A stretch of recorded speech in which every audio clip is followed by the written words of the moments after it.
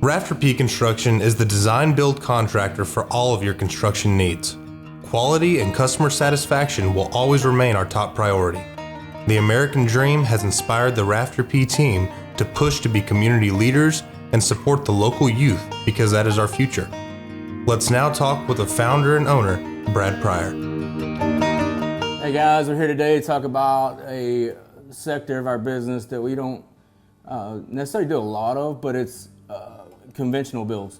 And basically we don't do a lot of because we're trying to compete in our barn door market and be more customized to that market, but we have clients that come along the way that, hey, we want that quality that you're putting in a barn door to be in our conventional house, and or it's a family friend or what have you. But we have this build, it's very special in my heart. Their granddaughters and have grown up with my twin daughter, so it's a very unique build. I'm not going to discuss her name because we don't do that with our builds, but so you'll see this on our website as you'll never leave conventional, which is one of our conventional builds. We try to distinguish between, because the barn doors and the conventionals, we just try to distinguish between the both. For some people not thinking, oh, that's a barn door. No, it's actually a wood build. So this actual build under roof is 4,571 square feet. It has living area of 2,960, and the actual porches are 811. It's a 3-bedroom, 3.5 bath, and an office. So this build, what we normally do in a conventional, like we do in our barn doors, it actually has a 2x6 cavity that we actually do 5.5 inches of foam in. So it's a lot different than most conventional builders. So we're gonna go through the process and talk about some of the things and step by step through the actual project. So as we go in, we're sitting in an open space, which is big in a lot of builds, even in the barn door world and the conventionals.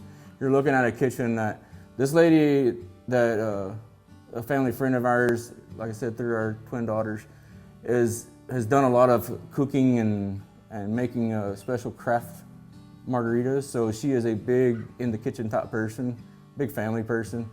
Is how the name came about. And like I said, most of our clients, they give us the name they want our project to be called. So it's more exclusive to them. We don't have to use their personal names for their own privacies. But anyways, in this kitchen, it was the biggest thing we spent the most time in. It's a 2018 build, so it's not as fresh on my brain as normal, but it has a lot of nice features about it. It has the bar area, which is kind of the horseshoe shape, the 45s on it. It's got the chopped Austin stone around the perimeter of it, and then it's a two-step, 42 inches on the bar side, and then on the actual countertop side, 36 inches. And in this space, she wanted enough room where she could move around. When it customized to different features that was unique to her. You got the cooktop that actually, a gas grill, I think it's a 6-burner if I remember correctly. And then underneath that top, she had all these, which is not very typical, a lot of drawer space. And in those drawer space, a lot of organization of different utensils and things she uses when she cooks, or certain types of skillets and stuff like that to be used.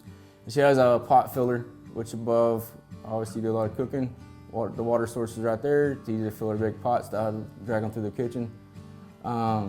Got the vent hood above it, just a built-in piece that covers up the actual look of it. So it took a little time for her to get this exactly what she wanted, but we got it with the corbels and the woodwork above it. And then from that, she had the pantry door. She wanted something that was unique, but in the farm French kind of look. So we flow through that, open that area up. The appliances themselves, she had a warmer oven and a actual oven above it, and then the microwave with all one unit there. Looks very classy to me. And then you move through that area.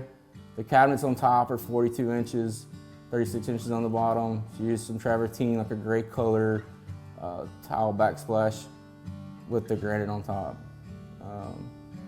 Stained concrete on the floors.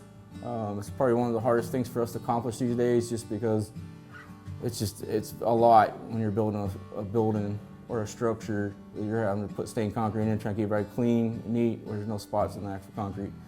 As we move into the actual great room open area, same thing, flow through there with the Austin chalk stone, fireplace, which is actually gas, with the 1x4 double scrape hardwood floors. The seal height on this is actually 10 foot with I believe it's a 3-on-12 pitch of the actual vaulted area. So as we move back towards the master area, as we walk out of the kitchen into the hallway that leads into the master, more stained concrete, and we go into more hard scrape floors. And you look at your 1x6 base trim with the actual 3068. Most of the houses we build automatically 3068s unless we have some kind of restriction in a tight spot like a coat closet. But most anything that we use as a path of travel is 30 wide. 5-panel doors, don't use them a lot, but I like the unique look of it. Got a layered ceiling with some 3.5-inch crown up top with the accent of the wall color used in the double layer ceiling. As we go through here, we're going to go into the actual bathroom, which we're passing the area where he has his gun safe. Didn't want to open that for the public to see, so that was the closet we passed to your left. As we walk into the master shower, as we look at the floor, it has a hexagon look to it, which is an old, kind of an old school, but used very often these days with the tile wall finish that makes it look like wood. We have the niches there for shampoo and whatever items they'd like to not be hanging off the wall, to be recessed back in the wall. And double-headed showers for his and her. The glass itself is obscured, so for their privacy. Frosted, there's got different names people call it, but it's for privacy, but the natural light let into the room. No glass door, it's a pass-through shower, which is very common these days. As we step into there and we're stained concrete, one thing I will point out to people that are using stained concrete and a bathroom finish is to make sure you got plenty of rugs. Because when you step out of a tub or a shower, the floor is very slick. Because even though you wash your feet off, wash whatever, there is the residue of the soap still on you, which makes it very slick. So it is a common thing that we do, but I always warn people of that throughout the way. So we have a rectangular standalone tub with a spout above it, which is not a big thing we do, but we got slipper tubs, we got all kinds of different types of tubs like that, but most time ours are just built in. But this customer actually wanted this particular style and actually ended up being quite a big issue because the one she picked out ended up being back ordered, and then we had a bunch of drama about it, but we ended up getting the one she liked in the end and got it all fixed up. So over that, she actually used another window for some natural light with a granite seal on it. And then we had the water closet in front of us with the door on it for the actual toilet itself. With actual cabinet, upper cabinet over top of it for storage. Something you'll see in our bathrooms is we use on the fans, the exhaust fans and stuff is tied into our air conditioners. So as you see that right there, that's part of our ERV system. So when you turn that on, you can't really hear it, but it's taking a draw of the house. It's quiet. Where most fans, exhaust fans in the bathroom are very loud, and they're on one of our clients. Some of our clients always call in like, man, I can't hear this thing running. I don't think it's broke. Well, you can't hear it running because the actual motor system is in the actual ERV, which is in the attic. So unique deal that we do. So from there, we're gonna walk the his and her setup more or less for the vanities, but we're gonna walk into the master closet, which is customized to what the customer wants, from storage to hanging racks to whatever. We pretty much let them lay that out the way they want it, and go from there. More stained concrete into the actual laundry room, which ties into the master closet. So like I discussed I was talking about in the start of this, our actual perimeter walls are 2x6 with open cell foam in them. And this is OSB, well, it's in the house, or actually in the garage area.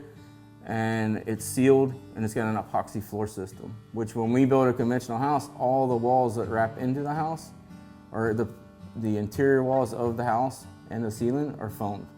So, and the actual garage itself.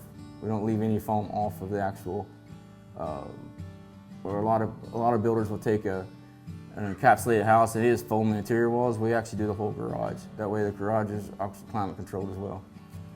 So going back into the through the kitchen area or dining area into the kitchen area, we're gonna go to the office to your left.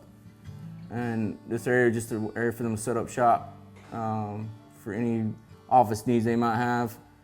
So when we walk through this little hallway, this is where I'm sure most of the grandbabies hang out, with a little powder bath there to your left, with the vessel sink, and then carpet floors, with another bathroom to your right with stained concrete. And then we have the tile shower with the glass door, another layered ceiling. Most of the colors are pretty flow pretty much through the house. There's basically the same color schemes, not a lot of accents, which is fine. You walk through the hallway past another coat closet or linen closet, into a little where they have like a little like a meeting room or a sitting room more or less. But what's cool about this room to me is you go into the bathroom. This is a shared space for future that we were planning through. This actual bathroom utilizes and serves that particular bedroom, but also you can go out to the outside of the porch where they're gonna have a pool in the near future, back in that area right there. So they wanted to be able to use that bathroom both ways, not just for that bedroom, which I thought was a pretty cool idea. The porch space, plenty of room, fireplace. This is where he got his wish of a wood burning fireplace, because it is an encapsulated house, which is hard to have an open fireplace with. Brick facade, 10-foot seal height. You got the masonite ceiling or soffits with the can lighting, LED, some fans that move air around, and you got your back seating of the hangout area, which feeds back into the master bedroom with the double French doors. So, and then you have the actual 3068 door that's feeding into the actual kitchen area. So, a very personable build for me. The client had a connection with the client, a relationship, and I really enjoyed this build. It's been a while since we built it, but I wanted to share it, and I appreciate them hiring us and trusting me to build their last forever home. And he's a tough cookie to work for, but they're also a lot of fun. So we'll be talking to you soon. Hope you enjoy the video.